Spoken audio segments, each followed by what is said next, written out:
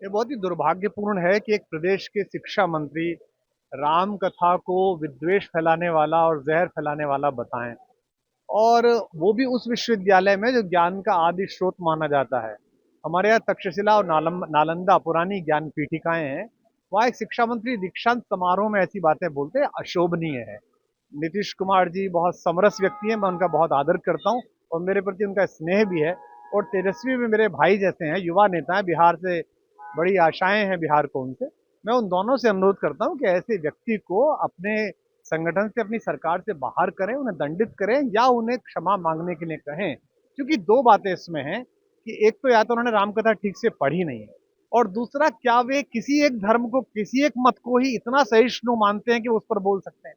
मैं सभी धर्मों की वरेण्य पुस्तकों का आदर करते हुए कहना चाहता हूँ कि क्या वे किसी दूसरे धर्म की किसी मानद पुस्तक पर ऐसी बात कह सकते थे? और कहने के बाद मंत्री छोड़िए, क्या उनके बचे रहने की संभावनाएं बन सकती थी? कितना कष्ट होता अगर वो ऐसा बोल देते। तो किसी की सहिष्णुता को, किसी की सहृदता को लाचारी समझ लेना, ये बड़ी खराब बात है। फिर इसका लोग राजनीतिक उपयोग करेंगे, फिर कहेंगे देखिए धर्म के नाम पर ध्रुवीकरण हो रहा है। तो मैं आशा करता हूं कि आगे से वे इस बात का ध्यान रखेंगे। अगर उन्हें रामकथा के विषय में पूरा ज्ञात नहीं है, तो मैं उन्हें अपने अपने राम के जो मेरे सत्र हैं उनका आमंत्रण देता हूं कि वो आए, वहां सुने, अग्रिम पंक्ति पर बैठे। कोई शंका हो तो उसका निवारण जो मेरा ज्ञान है, मेरी सीमा है, उसके माध्यम से मैं करूंगा। और मैं आशा करूंगा कि बिहार में जब मैं अपने अपने राम करने के लिए जाऊं, मैं तो उनकी विधानसभा में ही जाना चाहता हूं, जहां से वो जीते मैं वहीं करना चाहता हूं, ताकि कम से कम उनकी जनता भी राम की कहानी समझे।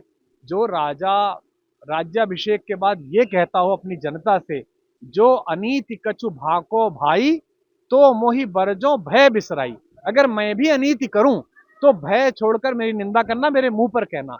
ऐसा समरस राज्य चलाने वाला राजा राम, ऐसा आदर्श पुत्र, ऐसा आदर्श भाई, ऐसा वंचितों को, दलितों को, पिछड़ों को, वनवासियों को गले लगाने वाला, मल्लाहों को गले लगाने वाला, वन्य जातियों को साथ लेने वाला राम, उसकी कहानी जहर घोल सकती है, ये वही व्यक्ति कह सकता है जिसके मस्तिष्क में जहर हो।